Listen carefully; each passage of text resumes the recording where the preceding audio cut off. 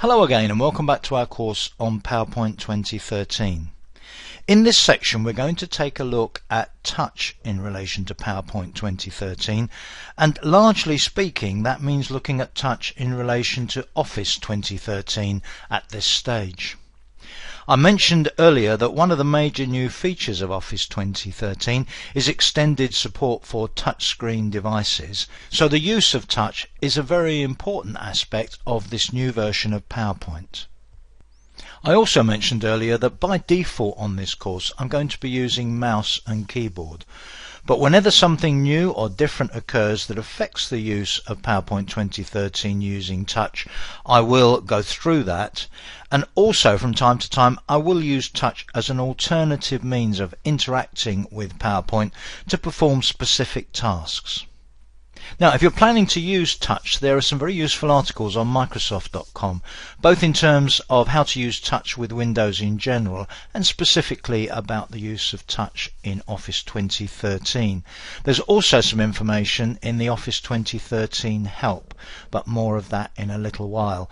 This particular article that I'm looking at here, which is actually about the use of touch in Windows, is a particularly good one because it talks about a keen user and their experience of using touch to perform particular tasks and the sort of things that work and the sort of things that maybe don't work so well. So some of those sources you should find very useful. Now, in many cases, the way that you would use touch instead of a keyboard and mouse to perform a task in PowerPoint 2013 is a pretty straightforward swap, where I say click, then with a touchscreen device you would tap. And that's a pretty good basis on which to work. However, there are quite a few situations in which click and tap, although nominally performing the same function, will actually achieve different results. And very often the way that PowerPoint reacts to tap instead of click is either subtly different or in some cases is quite different. So things like the indicators that you see on the screen, the information say about making a selection, is different on a touchscreen device to the information that you get when you're using keyboard and mouse. So even if on the face of it what you're doing with a touchscreen device is the same as what you're doing with a keyboard and mouse, what you see in the process may be quite different. Now let me give you a particular example of that. Now don't worry about everything that you can see here, I'll be explaining this to you later. I just want to demonstrate within PowerPoint, this is a single slide in PowerPoint, what I mean by the equivalence and differences comparing mouse and keyboard with touch. This slide has some text on it at the top, behavioural chain of responsibility, and then some text here, and then down here we have a picture.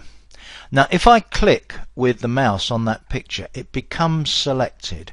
Note that it's got a sort of frame round it with these little handles on the corners and a little rotation control at the top there.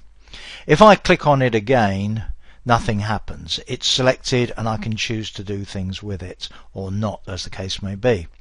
If I just click outside the slide and start again, let me now touch with my finger on the picture, and note it's done exactly the same thing. It's selected that picture. But let me now touch with my finger again on the selected picture.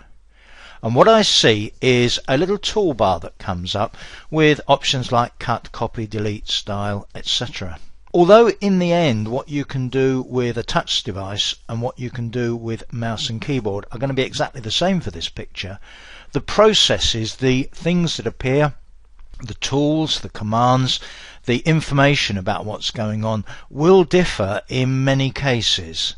So although it's true to say that you can do the same things with both, the route while you're doing that and the information you get while you're doing that may be different between the two approaches.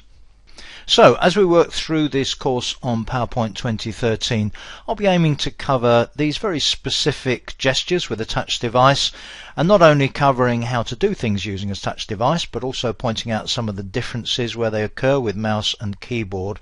And although the default will be mouse and keyboard throughout, I'll aim to give adequate coverage for those of you wanting to use touch devices that you're going to be confident in using PowerPoint 2013. Now, if you're planning to use Touch with PowerPoint 2013, I suggest you look at one or two of the very good articles on office.com about the use of Touch with Office. And the one that you can see here is a particularly good one because not only does it explain some of the basic aspects of using Touch with Microsoft Office, but it gives some of the background. And if you're interested in understanding why things work the way they do, this is a very good article to start with. It also contains one or two particularly useful sections. One section contains a very useful explanation of why one of the key aspects of implementing Touch for Office 2013 was to space certain things out more. For instance, we'll see later on that with the ribbon, if you work in Touch mode, everything is spaced out more, as in the lower diagram here. And the basic reason for this is pretty straightforward, and that is that if you're operating something with your fingers, particularly if you've got fat fingers like mine, tend to need more space to operate than clicking with a mouse. And this is a recurring aspect of the way that Office 2013 has been redesigned to support the use of Touch. Another very useful section in that article explains how text and object selection works and how the little selection handles that you see if you're using a touch device are different and work in a subtly different way to the ones that you see when you're using keyboard and mouse. And one of the very important aspects of using a touch device is that when you do need to enter text, and if you're using a keyboard, whether you're using a physical attached keyboard or whether you're using a virtual keyboard, there are differences in how this works. For example, between Windows 7 and Windows 8. It's not possible for me to cover every possible way that you might use a keyboard at every point in the course, but one or two points the issue of a virtual keyboard will come up, and I'll be assuming that whatever device you're using, you're able to enter text without difficulty. So that's the end of the sort of background information about PowerPoint 2013. It's time to start making some presentations. So I'll see you in the next section.